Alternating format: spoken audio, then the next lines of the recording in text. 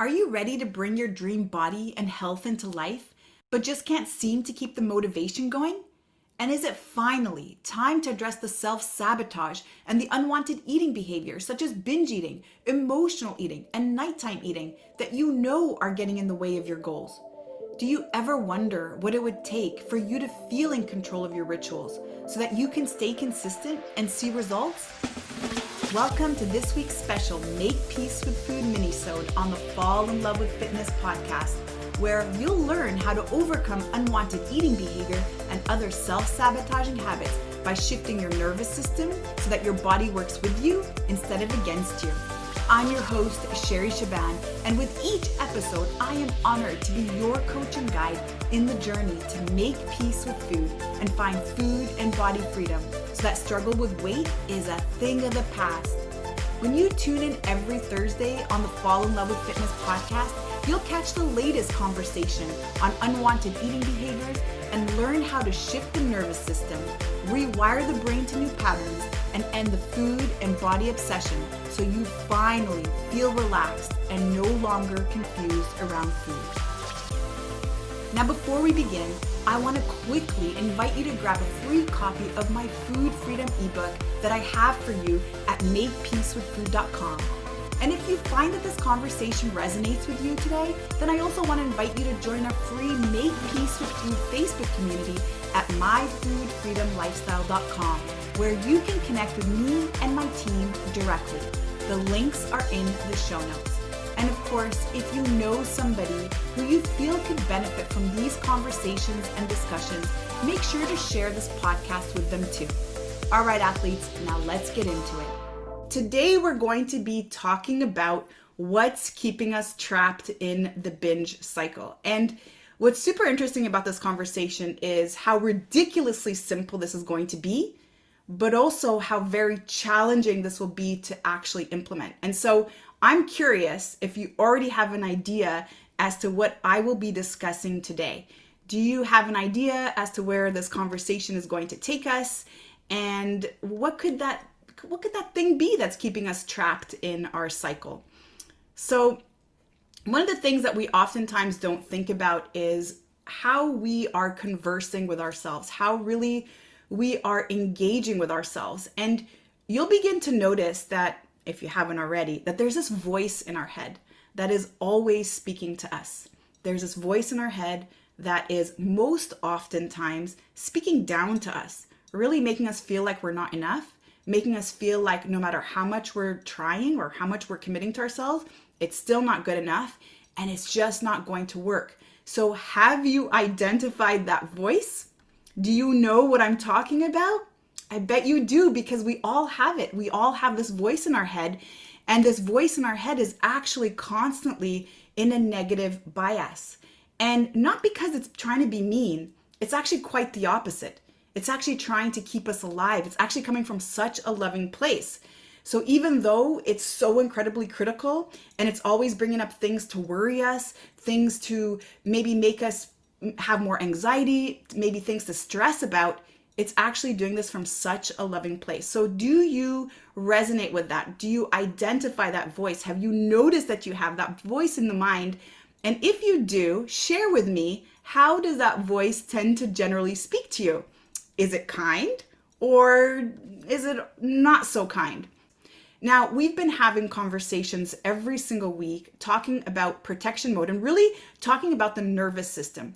Because if we're able to, first of all, acknowledge what's going on in the nervous system, create awareness around which nervous system state we're in, and then learn, more importantly, how to shift our nervous system at will so that we're constantly in a place of response to what's going on in our environment versus reaction to our environment, and keeping in mind that there's this voice in our head that always has a negative bias. With all of that together, we're actually going to constantly be able to find what we call our center. Now, our center is that place that we can default to. It's where we can take action from with a decisive mind. So I'm going to repeat that again. When we are in our center, we're actually able to choose our responses to certain things versus react to them. Now, what does that word react versus respond mean? And I'm going to add that it's really one word that really makes the difference. And that one word is decision. That one word is choice. When we react to things in our environment, we're actually not in the driver's seat of our decisions. We're actually just kind of following in a responsive way, in a reactive and reflexive way to what is going on in our environment, but not necessarily choosing a decision from that highest place of ourselves, from that highest self, that vision of ourselves, of our future self maybe, that we are wanting to move towards. But when we allow for awareness, when we're able to create awareness, then we can actually start to respond to things in our environment simply by choosing that response. So here's what I mean. If you're currently stuck in a binge cycle, it's going to feel like as soon as there's a trigger, whether you are aware of a trigger or not at this point, as soon as you're triggered, you're going to automatically find your thoughts and your emotions and your actions bringing you towards food to cope with whatever you're currently feeling. And so it almost feels like things happen in my environment, I can't control how I feel, and the only way out is really to soothe myself or to find that comfort through food. Whereas when you're able to create that awareness, notice that that's a trigger, notice that there's a particular emotion coming up for you, learning how to decipher the emotion, because every single emotion that we actually experience is trying to give us a message for our higher good, really for us to actually be able to protect ourselves. And this actually comes from a very loving place. Even if what we're experiencing is sadness or anger or fear, it still comes from a place of love. But when we're able to step back and create that awareness and realize that this is an emotion that I'm experiencing, I have the tools to be able to sit in this emotion. Eventually it's going to pass through me. Now I can take the next action step. And that action step is a choice. Do I move towards food to soothe, or do I look for something else to cope with what I'm feeling, or maybe even to just allow for it to pass, knowing that it's very temporary. What I'm actually experiencing in terms of my emotion is very temporary. And now we call this emotional regulation, being able to recognize your awareness, recognize your emotion, being able to really create awareness around what that emotion is, being able to discover what the meaning is or the message behind that emotion is, and then using that information to take action. And now we teach all of this in our Make Peace with Food course. And this is really where the magic happens. Really being able to understand that every single emotion is a message coming from a place of love. And now we can do something about that. But what keeps us trapped then? So if we can create awareness, and if we can start to maybe apply some tools to help us regulate our emotions, what could keep us stuck? Well, the only way that we stay stuck in protection mode is if we continuously trigger protection mode. And the way that we trigger protection mode is from stimulation from our environment. So we pick up the stimulation from our five senses. It gives us a particular feeling or emotion. And from that, we take action. And so I'm going to ask you this question. How does it feel when you're having a conversation with somebody who's being so critical of you, who's being so rude to you, who's being so mean to you? What ends up happening? Do you feel like that motivates you? Or do you feel that that actually hinders your motivation? It actually makes you feel very heavy in your body, makes you feel not enough. It almost makes you feel like, what's the point? I'm just going to throw in the towel. And so the one thing that keeps us trapped in our binge cycle is our judgmental stance.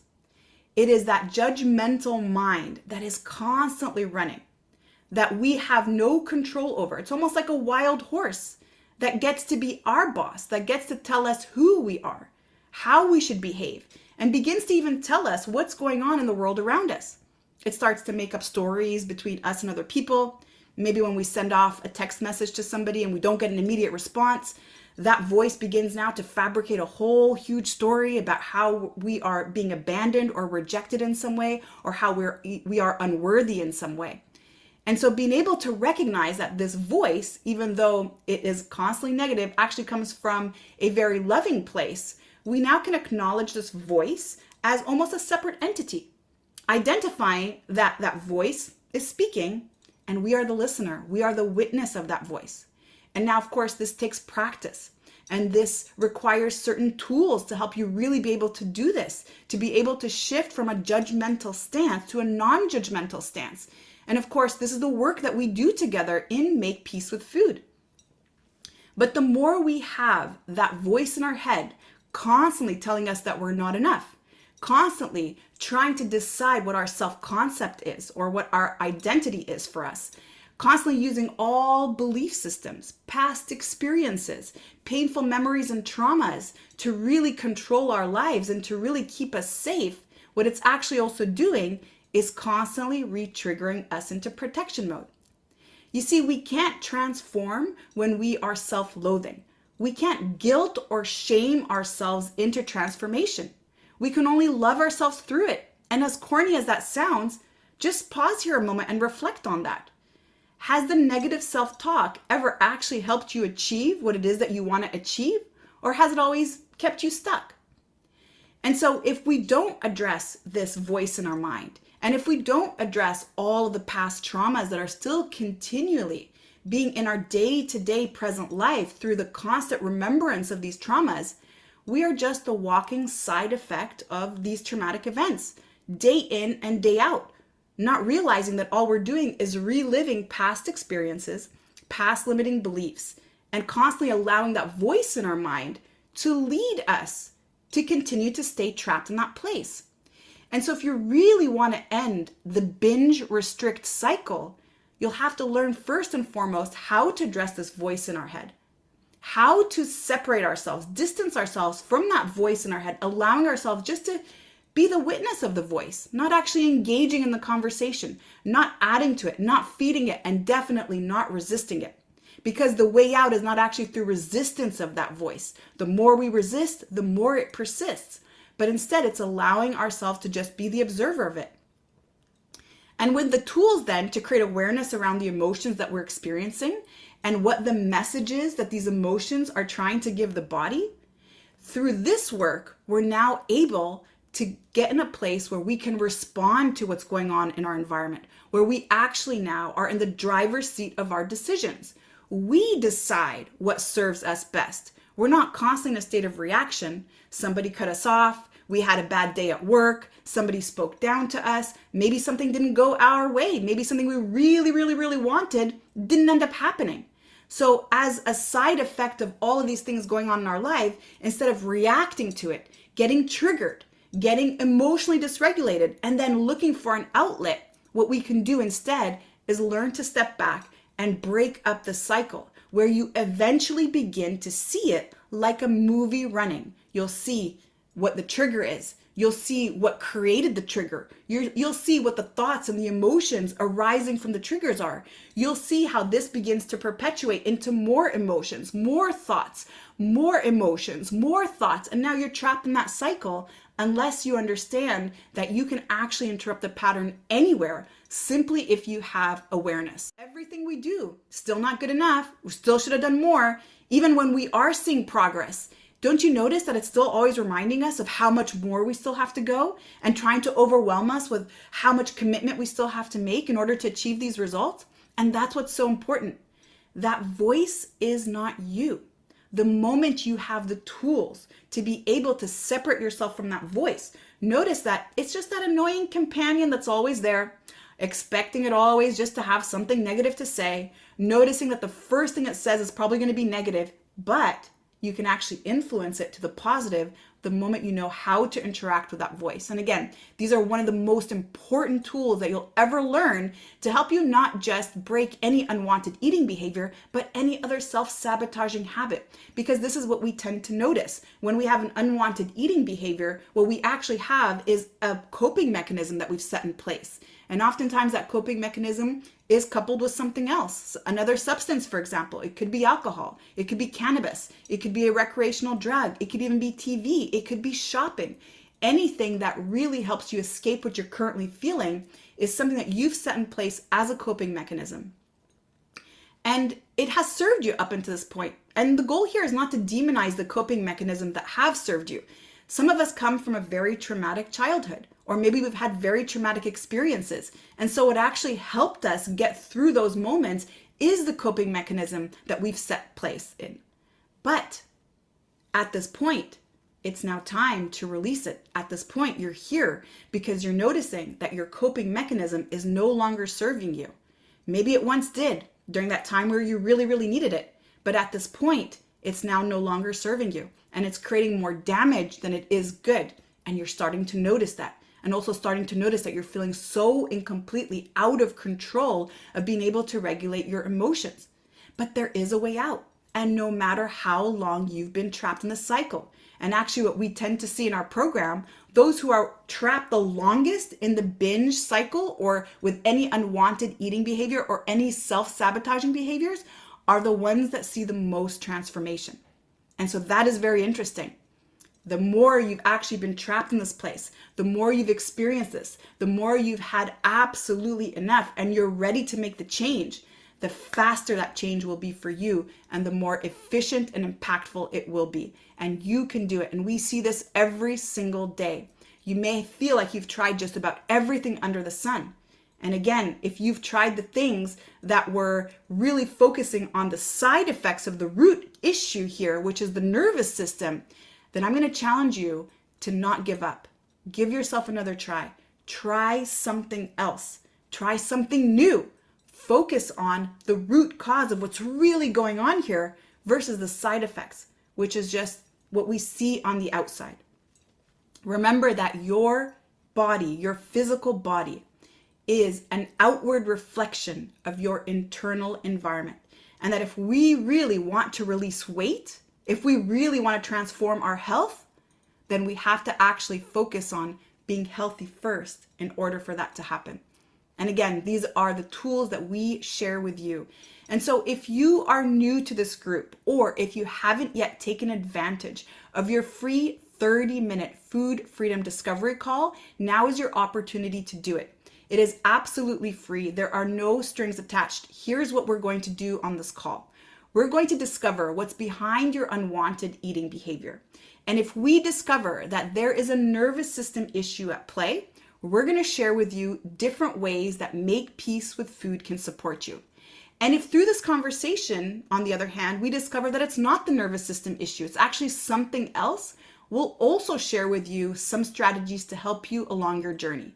But you'll be walking away from this call with so much clarity and clear vision around which step to take next. And so if you want to grab that opportunity to really address what's going on once and for all, what's behind your unwanted eating behavior, go ahead and schedule a call now. And remember that we are always a resource for you. The more you immerse yourself in this conversation, the more you move away from focusing on the food and the exercise to really get out of this cycle, the more you actually focus on the root cause, the quicker you'll be out, and you'll be out for good. So with that, I want to wish you a beautiful rest of your day, and I will see you next week. Thank you for listening to this week's Make Peace with Food Minisode on the Fall in Love with Fitness podcast. If this has resonated with you today, I want to invite you to subscribe to the show so you never miss a beat. And if you know someone who could benefit from this conversation, then please share this episode with them. Let's work together to help as many people as possible make peace with food and fall in love with fitness. And by the way, I need to mention that if you rate and review this podcast on iTunes and send over the screenshot to Sherry at sherryshaban.com, you'll receive a $500 voucher to join me at one of my upcoming retreats or to use it in our Make Peace with Food coaching program. And don't forget to visit myfoodfreedomlifestyle.com to join the free Facebook group for more resources. And remember, athlete, you are an inspiration. I cannot wait to hear your story.